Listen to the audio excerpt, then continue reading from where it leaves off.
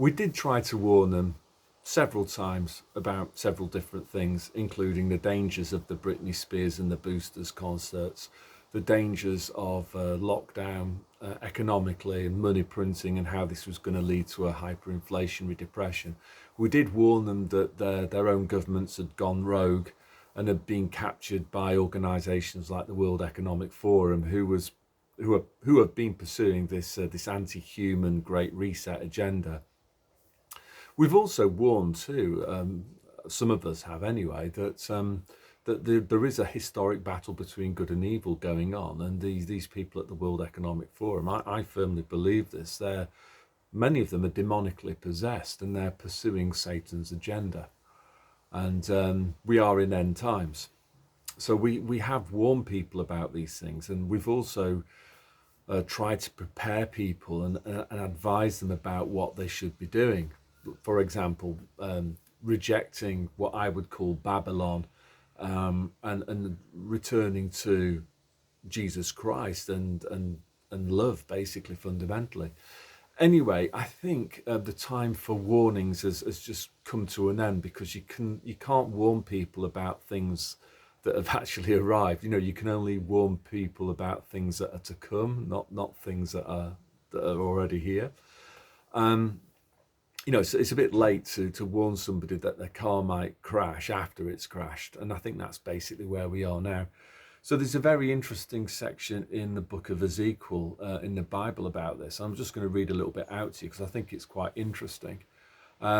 Just to put in a bit of context, what was happening at the time this was written was that there'd been another sort of falling away. People had chosen to ignore God's law, and there was a movement away from love towards all the things that Satan likes, which is like selfishness, greed, all the kind of classic sins. So God went ahead and did one of his resets. However, before that, what God wanted was to try to save as many people as possible, because only those that were sinning repeatedly were going to feel God's wrath. So God appointed Ezekiel, and his job was to warn people about what was coming in order to encourage them to turn away from Satan towards God himself. So it starts off in chapter 3 of the book of Ezekiel, verse 16, and it says, "And it came to pass at the end of 7 days that the word of the Lord came upon me, saying, Son of man, I have made thee a watchman unto the house of Israel. Therefore hear the word at my mouth, and give them warning from me. When I say unto the wicked, Thou shalt surely die, and thou givest him not warning, nor speakest to warn the wicked from his wicked way, to save his life, the same wicked man shall die in his iniquity, but his blood will I require at thine hand. Yet if thou warn the wicked, and he turn not from his wickedness, nor from his wicked way, he shall die in his iniquity, but thou hast delivered thy soul.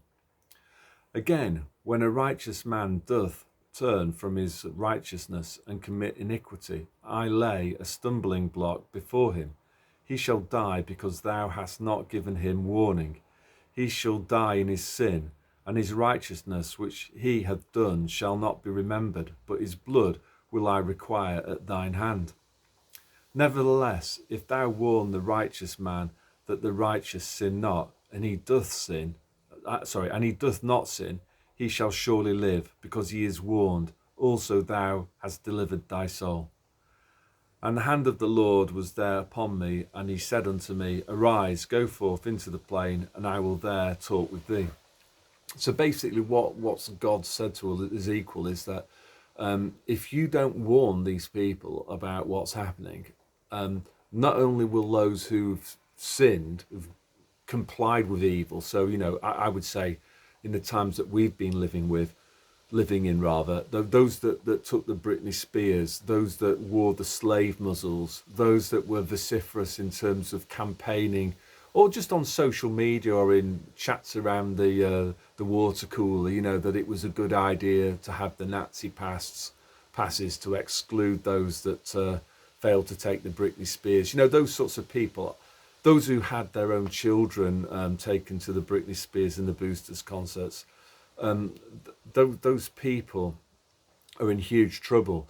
But also, if you take the reference to what happened with Ezekiel here, if you were one of those people that failed to speak out and failed to warn these people about what they were doing, then God will hold you responsible as well. So you will also be punished, even though you took no part in the slave muzzle wearing, or you didn't go to the Britney Spears yourself, because you failed to warn others about what was going on. So I guess what I'm trying to say was that there was, you know, we had to use our voices and warn others as to what was going on. And I honestly think now that things are so far advanced, I don't think it's possible to stop the devastation that's going to come. You know, on that, you know, my kind of final warning, I suppose, I guess, is if you've not got built up some stocks of food and got some fresh water or access to it, or you've not sorted out an alternative way of heating your home other than through natural gas or electricity, you know, I'm warning you now that you should try to investigate that as a matter of great urgency. Also, I would warn those who are living in multicultural cities where social cohesion is very fragile. I would try to leave those places as soon as possible, because when the power goes off, there's going to be huge social unrest and violence in looting, mugging, people breaking into people's homes in search of food. All of this stuff is going to happen this winter.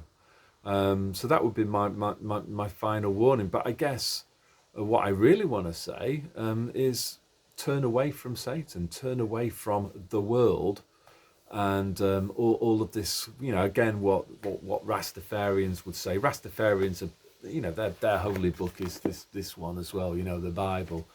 They would say, turn away from Babylon, turn away from materialism, the pursuit of status, ego. Turn away from that and turn towards God and love and the golden rule, which is do unto others as how you'd like to be done to yourself.